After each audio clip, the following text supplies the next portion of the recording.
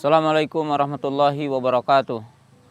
Alhamdulillah, wassalatu wassalamu ala rasulillah wa ala alihi wa ashabihi wa man tabi'ahum bi ihsanin ila yaumiddini amma ba'du. Qala Allah Ta'ala, Qul huwal qadiru ala ayyab'asa alaikum azaban min fawqikum aw min tahti arjulikum. Al-ayah. Pemirsa kaum muslimin yang dirahmati Allah Subhanahu wa taala, Allah Subhanahu wa taala menjelaskan di dalam surah yang ke-6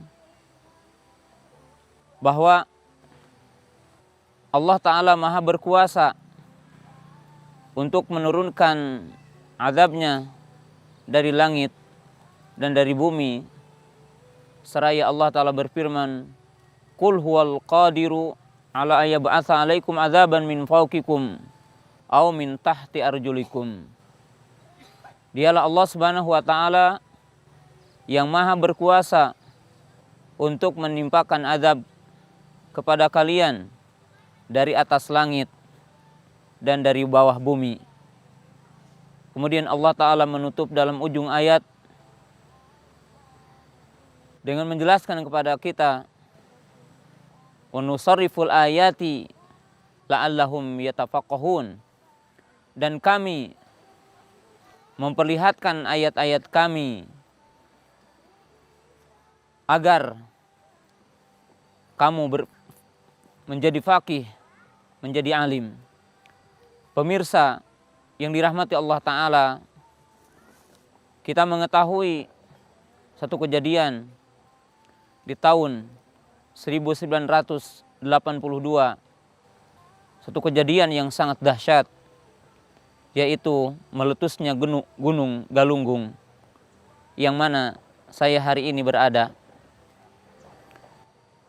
Kejadian yang agung ini yang merupakan pertanda keagungan Allah Subhanahu wa taala berupa azab yang Allah Ta'ala turunkan dari bumi, berupa azab yang diturunkan Allah Ta'ala dari muka bumi.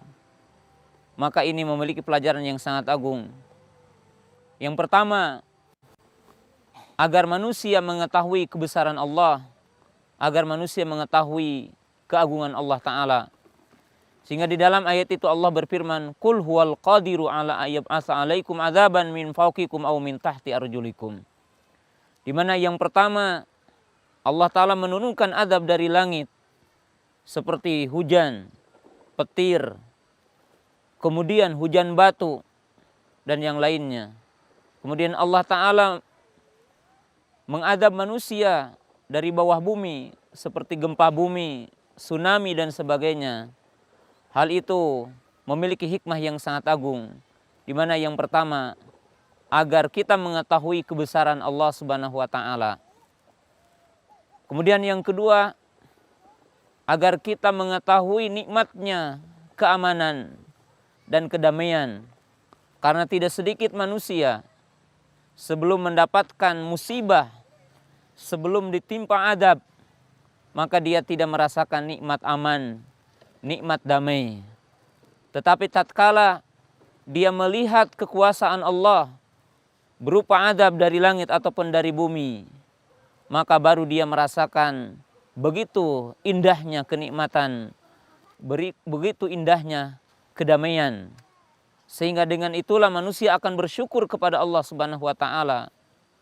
Dengan itulah Nabi Ibrahim alaihissalam ketika berdoa kepada Allah Ta'ala meminta rizki, maka beliau meminta kedamaian, meminta keamanan, seraya berkata, wa idh qala Ibrahimu Rabbi ja'al hadza baladan amina warzuq ahlahu minas samarati man amana minhum billahi wal yaumil akhir.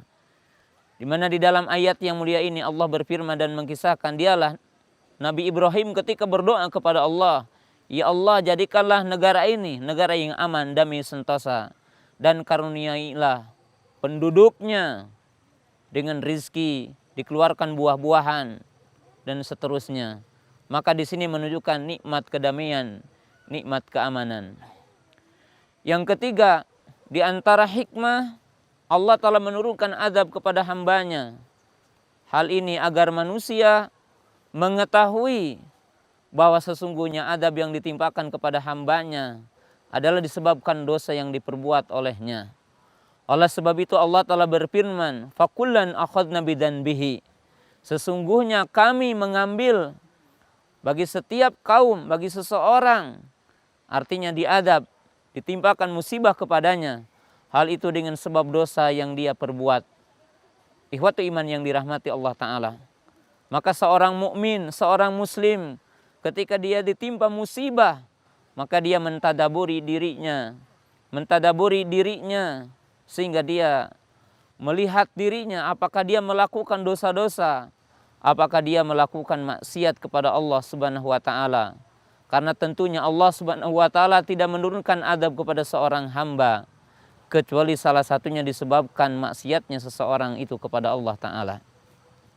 Dan hikmah yang keempat, ketika adanya adab dan musibah yang menimpa kepada seseorang, ketika Allah Ta'ala menimpakan musibah kepada seseorang, hal itu menimbulkan satu amalan yang sangat mulia agar orang iltija, iktimad, arruju ilallah. Dengan itulah manusia akan kembali kepada Allah Ta'ala, akan meminta kepada Allah Ta'ala.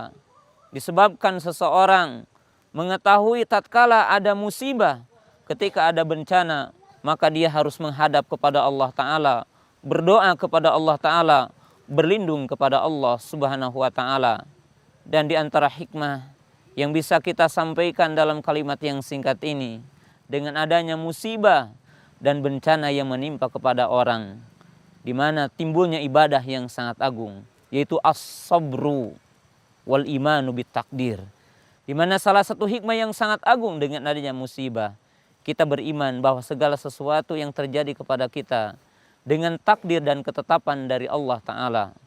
Lalu seorang muslim bersabar, menerima kepada ketetapan Allah Subhanahu wa Ta'ala, kembali kepada Allah, melakukan kesabaran bahwa apa yang menimpa kepada dirinya dijadikan satu wasilah oleh Allah Subhanahu wa Ta'ala kepada seorang mukmin agar dia beristighfar, agar dia bertaubat, agar dia beramal, melakukan kebaikan-kebaikan.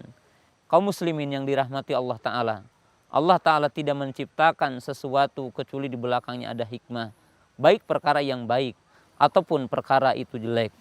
Dengan itulah Rasulullah SAW mengatakan wasyaru laisa ilaik, bahwasanya seorang mukmin tidak menisbatkan kejelekan secara mutlak kepada Allah Ta'ala.